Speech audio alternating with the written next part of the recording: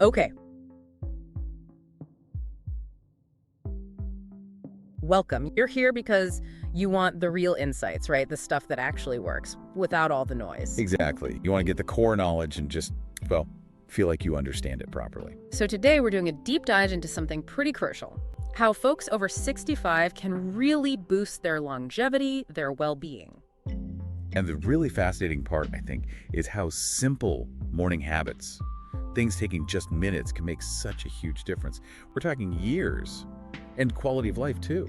Yeah, we've been looking at what experts are saying, digging into some YouTube channels focused specifically on senior health, longevity, that kind of thing. Our mission here is basically to pull out the most powerful, the most actionable bits from these morning routines they recommend. Things you can use like tomorrow morning. Right. And what keeps coming up is that it's not about massive changes. It's these small, smart adjustments in the morning. Understanding how your body changes overnight and just helping it along. Precisely. So let's get into the first one. Super fundamental, hydration. And this is about the very first minute you're awake, isn't it? The absolute first 60 seconds. The experts point out that after sleeping, you're actually pretty dehydrated. Even if you don't feel thirsty. Yeah, you lose maybe half a liter of water just breathing, sweating a bit overnight. Okay. And the dehydration, especially if you're over 65, it has real effects. Your blood gets a bit thicker. Which means more work for the heart, right? More pressure on blood vessels. Exactly. And the data, well, it's quite concerning. The risk for stroke, for heart attack, it peaks in those first 1 or 2 hours after waking up. Wow, okay. And places like Harvard, the Cleveland Clinic, they see this connection clearly. Very clearly, which leads directly to their top recommendation. Which is? Drink about 480 mils. That's roughly 16 ounces of room temperature water. Room temperature specifically. Yes, and with a squeeze of about a quarter of a fresh lemon. And here's the key bit. Do this before your coffee, before tea, before any food. Okay, let's break that down. Why room temperature? I might automatically reach for cold water. Well, the thinking is cold water can actually make your blood vessels constrict, tighten up a bit. Okay. First thing in the morning, your heart, your brain, they really need good oxygen flow. Constriction is the opposite of what you want. Room temperature water helps things, relax and dilate. Better blood flow. Makes sense. And the lemon? Is it just for taste? Not really, no. Lemon gives you some natural electrolytes like potassium plus vitamin C. Okay. It also has some mild anti-inflammatory properties, might help arteries stay a bit softer, helps regulate blood pressure. It's a gentle boost. So the big takeaway, first minute awake, before anything else, grab that room temp lemon water. It seems tiny, but for cardiovascular health, long-term longevity, it's a powerful first step. It feels like taking control right from the start, choosing to stay active. Exactly that feeling, being proactive. But hydration, that's just step one. Once you're actually getting out of bed, the next thing is circulation. Right, the 60-second circulation reset. So after the water, you get up and do this. Why is this quick movement sequence so vital? Well, when you're lying down all night, gravity does its thing.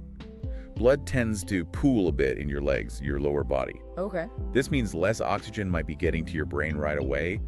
That can cause that slightly dizzy or unsteady feeling some people get when they stand up. I've definitely felt that sometimes. And more seriously, especially for older adults, this sluggish flow increases the risk of blood clots forming.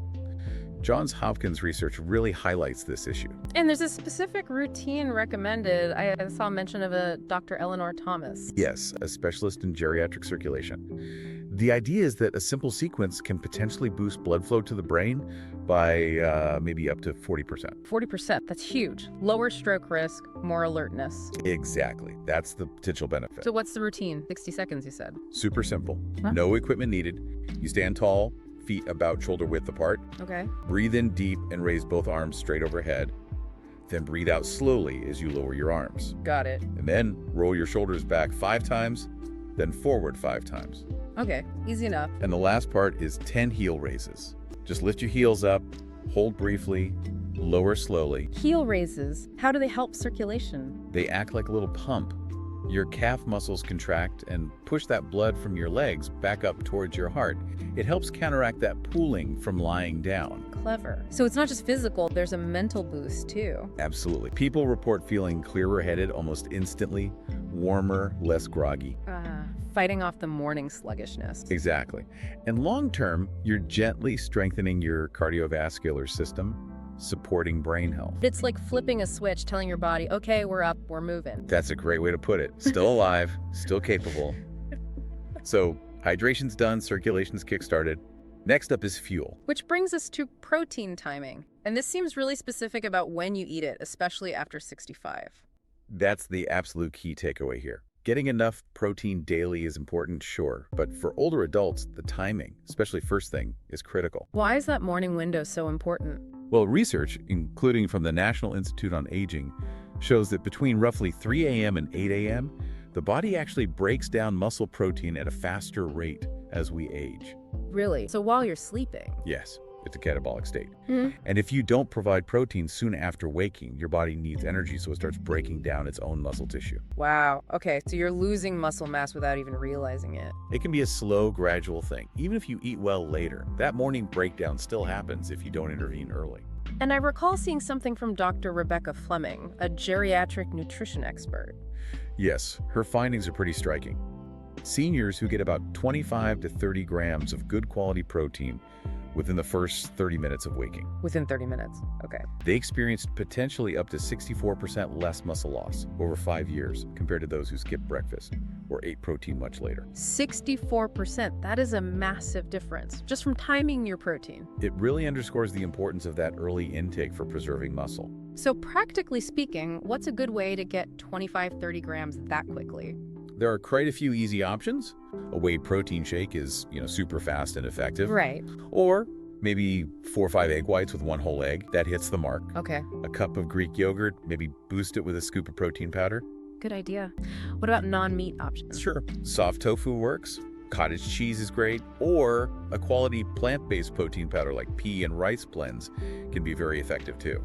So the real message is, don't just focus on total daily protein. Focus intensely on getting a good dose in those first 30 minutes after wake-up. Absolutely. It's linked to maintaining strength, flexibility, independence. Yeah. It impacts energy, mobility, even things like back pain, because strong core muscles need that protein. It supports cognitive function too. It really sets a different metabolic stage for the day, protecting muscle. Exactly. It combats that age-related muscle loss proactively. Okay, so we've covered water, movement, fuel. Yeah. What about just general ease of movement? That takes us to the fourth step, the 90-second mobility sequence. This comes after the circulation reset. Yeah, ideally right after. Think of it as gently waking up your joints and muscles. Why is this necessary? I mean, you've just done the circulation bit. Because after hours of being still, everything gets a bit stiff, right? Joints, muscles, Yeah. they're less flexible first thing. True.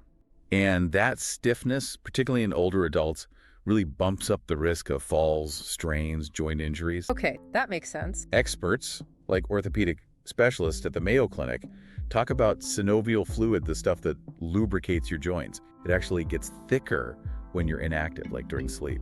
So moving without warming up is like high friction. Pretty much. You could be causing unnecessary wear and tear over time if you just jump into activity without easing into it. So this 90-second routine is the gentle warm-up. Exactly. Low impact, just getting things moving smoothly. You start sitting on the edge of the bed.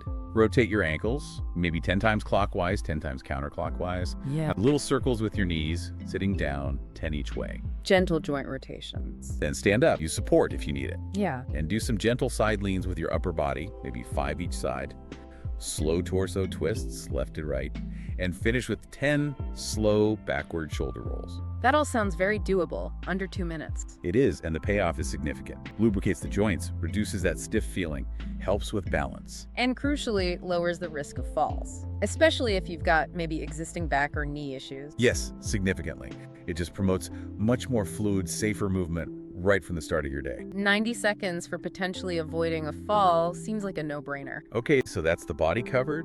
What about the mind? That's the final piece, right? That's right. Element number 5, a simple mental clarity exercise to get the brain firing on all cylinders. Because there's this common idea, isn't there, that after 65, some memory loss, some cognitive decline is just inevitable. That's the assumption. But the research we looked at, like from Stanford's Brain Longevity Center, really challenges that. They talk about a golden window in the morning. Golden window. Yeah, particularly the first 30 minutes after waking. your brain seems extra receptive then to forming new neural connections. Interesting. It's a prime time for producing something called BDNF, brain-derived neurotrophic factor. Think of it like fertilizer for your brain cells. Yeah. Really important for health and growth. So you want to stimulate the brain during that window. Is this about doing like hard puzzles? Not necessarily, no.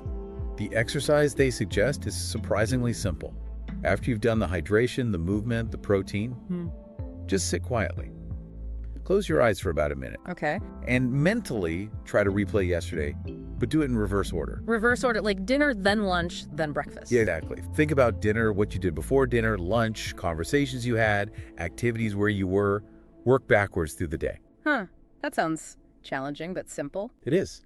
As it gets easier, you can try going back 2 days or add more details. What was the weather like? How did you feel then? What's the benefit of this specific kind of recall? Studies suggest exercises like this can help people maintain cognitive functions similar to those maybe 10, even 20 years younger. Really? It specifically strengthens short-term memory, and it's thought to actively help prevent or at least delay the onset of dementia. Wow. So it's a way to actively fight cognitive decline just by the simple daily mental rewind. Keeping sharp, staying independent, feeling engaged with life. That's the goal. Okay, let's quickly recap the whole 5-minute routine then. We started with immediate hydration. Room temperature water, bit of lemon, first minute awake. Then the 60-second circulation reset, arms up, shoulder rolls, heel raises, Get that blood moving. followed by the protein timing, 25-30 grams within 30 minutes. Crucial for muscle preservation. Then the 90-second mobility sequence, gentle joint warm-ups. Ankles, knees, torso, shoulders. Reduces stiffness, fall risk. And finally, that mental clarity exercise we're calling yesterday in reverse. Activating the brain, building resilience. Taken together, it really does seem like a powerful foundation for a healthier, sharper, more independent life after 65. Absolutely. Consistency is key, of course, but these 5 steps build on each other. It's amazing how these small things maybe easily skipped, could be what separates maintaining vitality from, well, becoming more dependent. The experts really stress that. How you start your day sets the tone, physically and mentally, for the long run. So for everyone listening, maybe think about trying these out. You don't have to do all 5 tomorrow. No, maybe pick one. The hydration, perhaps, or the mobility sequence, whichever one feels most doable or necessary for you right now. And just notice how you feel after a few days, after a week. That gradual accumulation of small positive changes can be really profound over time. And here's something to maybe ponder. How could consciously starting your day like this, tending to your body and mind right away, how could that influence more than just your physical health? How might it change your outlook, your engagement, your potential for growth in the years ahead?